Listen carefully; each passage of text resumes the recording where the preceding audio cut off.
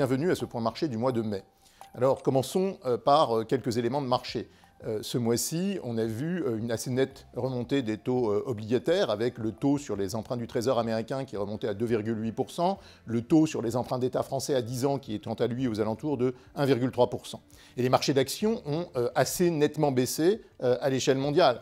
Ça s'explique évidemment par la remontée des taux d'intérêt et les perspectives de resserrement monétaire, mais aussi par le climat d'incertitude globale. On voit à nouveau des confinements en Chine qui font peser des risques sur la croissance locale et sur le secteur manufacturier mondial. Et puis, il y a le conflit entre la Russie et l'Ukraine qui dure, avec des risques d'enlisement. Alors, on note toutefois sur les marchés d'actions qu'à l'échelle mondiale, les titres décotés ont très nettement surperformé les valeurs de croissance, et notamment les valeurs du secteur technologique, qui ont beaucoup souffert à l'approche des résultats et aussi compte tenu de la forte remontée des taux d'intérêt. Enfin, on notera que sur le marché des changes, le dollar, qui était déjà très nettement surévalué, s'est fortement apprécié dans le courant du mois vis-à-vis du yen, vis-à-vis du renminbi, mais aussi vis-à-vis de l'euro. Dans un tout autre registre, sur le plan politique, on retiendra naturellement la victoire d'Emmanuel Macron aux élections présidentielles françaises. Cela ôte un risque non négligeable pour les marchés financiers. Comme vous le savez, cette victoire, il faut la remettre en perspective en raison du faible taux de participation qui est à son plus bas niveau depuis 1969, et puis d'un écart avec Marine Le Pen qui est évidemment beaucoup plus serré qu'en 2017. Mais avant tout, de notre point de vue, c'est avant tout une bonne nouvelle pour l'Europe. Emmanuel Macron a présenté l'élection présidentielle comme un référendum sur l'Europe, et donc c'est une promesse implicite d'une intégration économique et financière plus importante, et surtout d'une approche commune et concertée à l'échelle européenne sur les grands dossiers de la transition énergétique, de l'indépendance énergétique ou encore de la défense. Et toute chose, bien sûr, très appréciée par les investisseurs internationaux. C'est un gage de stabilité. Alors l'étape d'après, vous le savez, ce sont les élections législatives qui se dérouleront les 12 et 19 juin prochains. Au début du mois de mai, on aura la nomination du Premier ministre et du gouvernement qui donnera déjà un premier élément, un premier signal politique sur la possibilité d'un élargissement de la majorité présidentielle à d'autres sensibilités politiques. Dans ce contexte, quelles sont nos perspectives économiques ? Eh bien, les pressions stagflationnistes s'accentuent, c'est-à-dire qu'on voit simultanément une pression à la baisse sur l'activité économique et à la hausse sur les niveaux de prix. Si bien que nous avons revu une nouvelle fois à la baisse nos prévisions de croissance et à la hausse nos prévisions d'inflation. Plus précisément, pour la croissance de la zone euro, nous attendons désormais en moyenne cette année 2,3% de croissance, qui signifie une croissance très très faible jusqu'à la fin de l'année.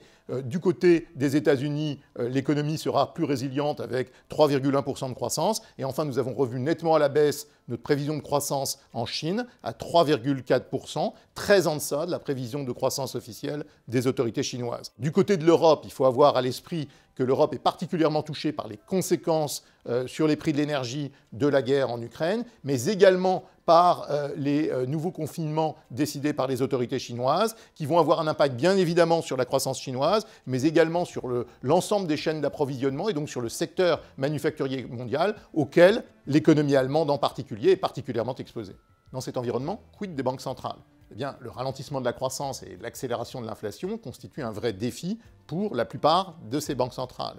Nous anticipons du côté de la Réserve fédérale qu'elle mènera une politique très agressive à court terme en remontant ses taux d'intérêt, et elle portera son principal taux directeur, le taux des fonds fédéraux, à 2,5% d'ici la fin de l'année. La Fed fait face à un véritable dilemme. Soit elle remonte très agressivement ses taux d'intérêt pour casser l'inflation, quitte à précipiter l'économie américaine assez rapidement en récession, soit elle gagne du temps, laisse la croissance nominale s'installer, augmenter, et quitte à payer plus tard le prix par une récession qui pourrait être beaucoup plus sévère, mais plus tardive. Et nous pensons que c'est ces deux dernières solutions que la Réserve fédérale américaine va privilégier. Du côté de la BCE, la situation n'est pas du tout la même. Elle s'apprête à abandonner ses taux d'intérêt négatifs, mais nous n'anticipons pas de resserrement monétaire comme aux États-Unis, en raison, bien sûr, du ralentissement très marqué de la croissance européenne. Enfin, en Chine, avec le ralentissement de la croissance, la Banque centrale va continuer son accommodation monétaire. En définitive, quelles sont nos perspectives en matière d'investissement ? Les marchés obligataires ont déjà pris en compte les politiques monétaires attendues du côté des banques centrales. On s'attend à une stabilisation du taux d'intérêt à 10 ans aux États-Unis au voisinage du niveau actuel. Du côté des obligations d'entreprise, nous sommes devenus particulièrement prudents. Et enfin, nous sommes un peu plus constructifs sur les obligations des pays émergents qui devraient bénéficier de la stabilisation attendue des taux d'intérêt à long terme aux États-Unis, mais aussi d'une amélioration de l'écart de croissance en faveur des économies émergentes par rapport aux économies avancées.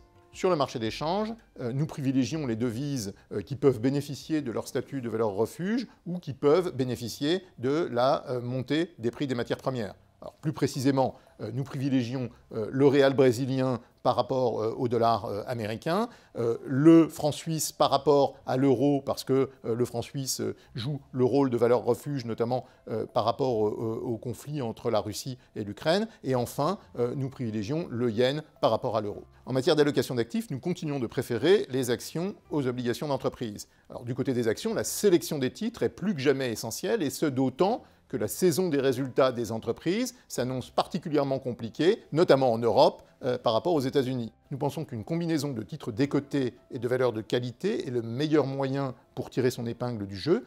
Il existe des opportunités du côté des entreprises dont les profits sont susceptibles de résister au ralentissement économique et qui sont moins sensibles à la remontée des prix et des taux d'intérêt. Ceci dit, la diversification demeure essentielle et nous pensons que l'ajout d'une exposition aux actifs réels permettrait aux investisseurs de mieux naviguer dans cet environnement de marché trouble. En conclusion, les investisseurs doivent se tenir prêts à ajuster leur allocation pour tenir compte des risques d'inflation. Jusqu'à présent, la plupart des ajustements se sont opérés sur les marchés obligataires et notamment sur les taux d'intérêt de maturité courte. Nous attendons à ce qu'il y ait davantage d'ajustements, possiblement sur les taux d'intérêt à long terme, mais surtout aussi sur les marchés d'actions, ceux qui vont souffrir des risques de récession, et avec au premier rang les marchés d'actions européens. Toutefois, nous sommes convaincus que les divergences de marché offriront plus tard des opportunités pour recalibrer l'exposition aux actifs risqués vers les zones qui sont les plus résilientes. Merci de votre attention et rendez-vous à notre prochain point marché.